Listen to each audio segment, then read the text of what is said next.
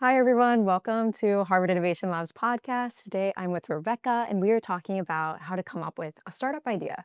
So, to kick us off, Rebekah, tell us how you know so much about this topic. Oh, wow. So I've come up with my own startup ideas. Some of them became full-fledged startups, some of them went nowhere.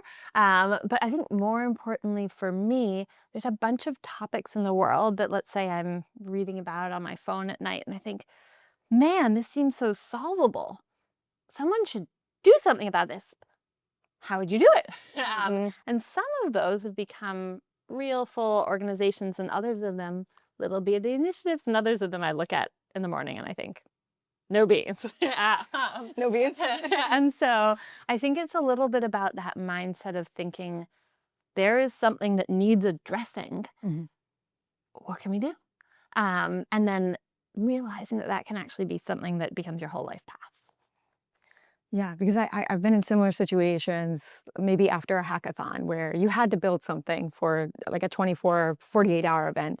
But how do you know whether to continue that idea after you're done? So I guess first question is, how do you decide what to build?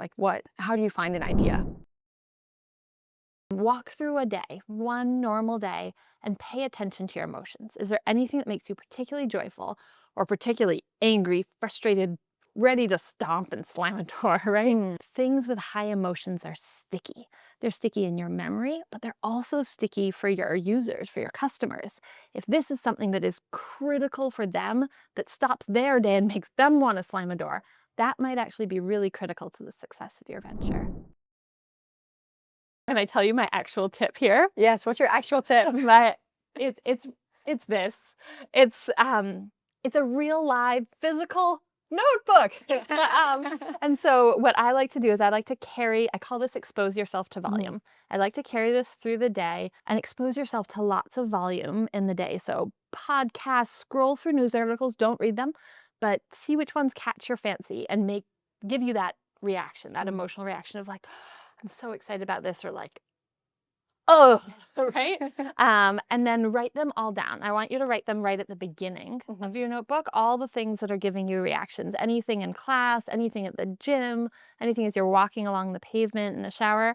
And then at the back is where we'll begin to put these ideas for how to address them. But first is just, what is the topic? What's the calling in the world that needs to be fixed? And that's the most important beginning. And what I find is that it has nothing to do with my training, right? Like, I went to McKinsey, you would think that climate auditing or ESG might be where I'm at. No, turns out half my notebook is filled with like soil health and Mm. how fungus works. It's just what I love doing in my free time. I've got like a little book. I want to read about mushrooms and how they get their nutrients. That's important. So don't think so much about what you think you should be excited about, but what actually does that for you. All right, so that doesn't surprise me about the soil because you always know which fruit is in season and where we You can know my find notebook.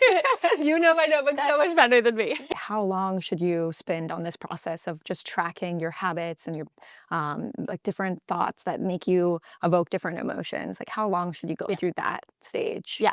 I would say that to start a day, 2 days, as long as you're really exposing yourself to volume, but it's a really beautiful life practice, right? Mm. There's a lot of things that need to be fixed in the world. And if you're regularly noticing this about yourself, you're going to notice things that are useful to you both in starting startups, but also about just how you spend your time and what you really care about. And once you find that pattern and you see the consistency, how do you decide this is the space I should stick with? Like how do you decide which idea to go from there?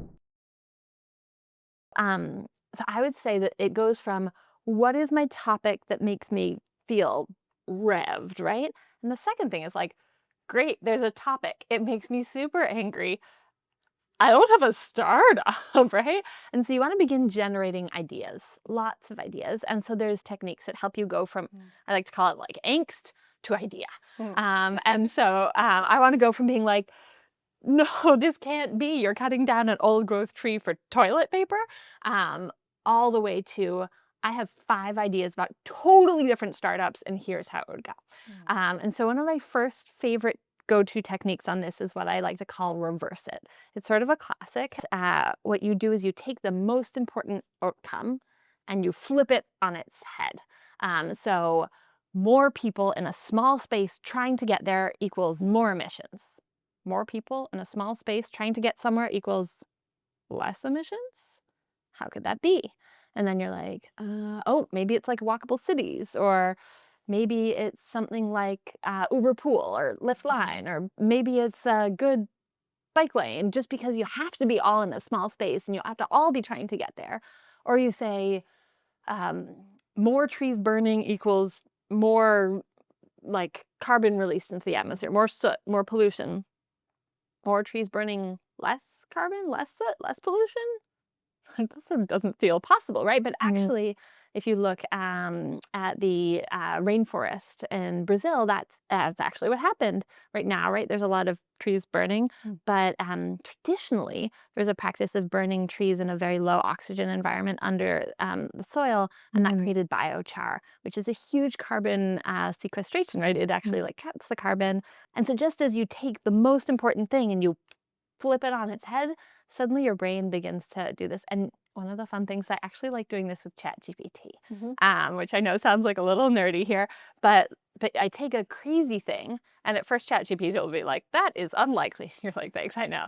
But then actually, all of these things you can see as ChatGPT has evolved, it actually gets better at Mm. answering them, which is cool, and you get all these interesting new ideas. So that's a really Mhm. fun one to start with. But once you have these ideas, you can figure out who might be a good early customer and figuring out from them. There is a completely other way of coming up with a startup idea, which I think is really beautiful. And I think about it just as huge ears on your head. It's like you're just a really responsive listener, Mm. very emotive, again, coming back to a theme here. Um, and start instead of with your passion and pain point, the person who you're trying to serve. So you're centering a human in front of you, and you're really, really listening to them and what causes them pain. And then you're coming up with ways to solve that. Same deal.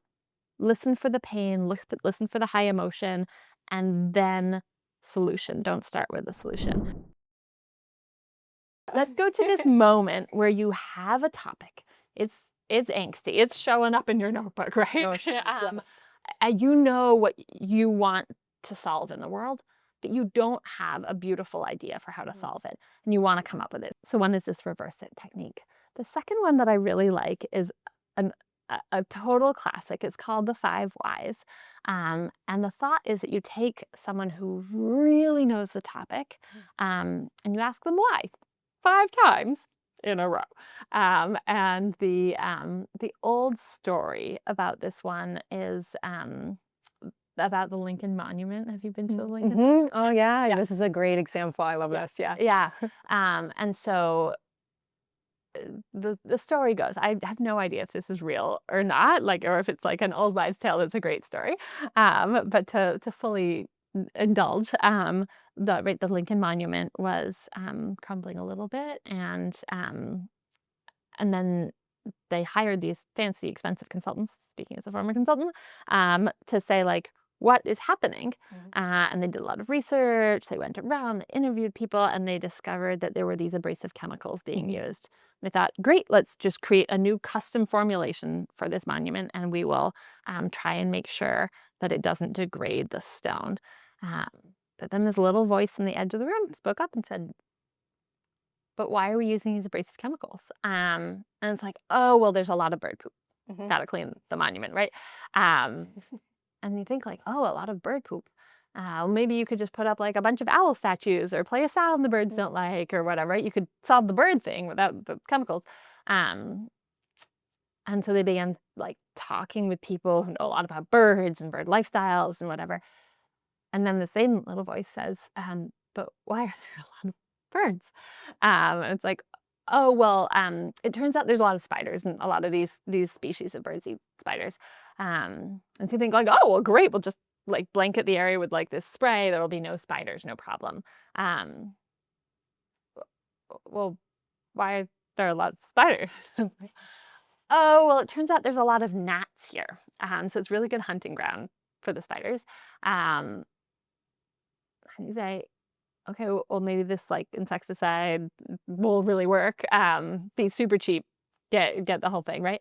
You're like, "Well, why are there a lot of gnats?" "Oh, well, they turn on the lights 5 minutes earlier for this memorial," right? You think, "Well, wow, rather than all these fancy consultants getting their custom blend, you're turning off the lights." And this is a great example, but it's also hard to apply Mm. in real life. Um, so what I wanna highlight is that, like, for each one of those problem cases, you don't just have 1 startup, you probably have 5 startups just to Mm. address the spiders. And so figuring out which layer of that you're gonna address, each can give you 5 startups, and they're probably all legitimate. So I might do 5 different startup ideas for the, like, better cleaning supply, 5 different startup ideas on the spiders, and 5 all the way down to the gnats or the lights, right? And so, the thing is that getting this right is really hard. So the first time I tried to teach this in a class, I was like, oh man, this is tricky. And Mm. the reason is that you need to be interviewing someone who has deep, deep subject matter Mm. expertise. So that's the 5 whys. It's like when I worked at McKinsey, it was like the power in the back pocket of the Mhm. operations team. Whenever they got to a new site, the factory wasn't working well, trying to figure out how Mm. to get this factory working better, that 5 whys is their first go-to tool. And I think it's really valuable. And especially if you are curious about a topic, like put on your big listening ears, Mm. center that person and the problem, and you're asking why in a way that you truly don't know the answer to. The next one is a little bit about I like to call it get out of your box, right? And the classic thing here is that sometimes we look to authorities to solve a problem. But the goal here is look to someone completely different Mm.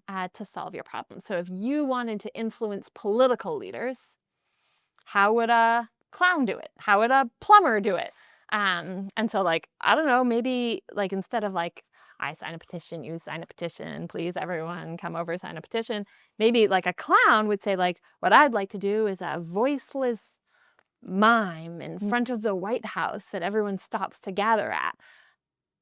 Maybe that's a completely different, perhaps more effective way of getting political leaders to pay attention or comedy. Or maybe you say, um, I need to solve this navigational problem where there aren't, like the ships aren't getting through Panama Canal. So maybe I go and I talk with all these folks, or maybe I go to like a geeky high schooler who really likes coding at night. Mm. And maybe what they're doing is they're creating like a different algorithm to like measure the depth. Mm. So the goal here is who would you expect to go to? And can you go as far afield as possible, right? You're going to your kindergartners, you're going to your like guys who come in to replace the windshields on cars when they break down, just like really different. How would they solve it? And Mm. you're going to notice that the critical component of all of these is figuring out what is the essence of this, and then how do you flip it around? So another classic one. Um, this is I love this one. It's eliminate. I like to ask people like, how many of you pull out your phones? How many of you have a BlackBerry? Right? Not very many people. But I remember when smartphones started hitting the market, and the whole point was that you didn't. I think in my bag over here, I actually have like a phone, right? You didn't just talk on the phone, you began writing messages on a phone. Mm. For that, of course, you need a keyboard. You need to press the like keys, right? It's a T and H and E, right? And so what the iPhone did um, is it looked at that and it said, like, what's the most important thing? The keyboard. That's when it makes the smartphone smart. Let's get rid of it, right?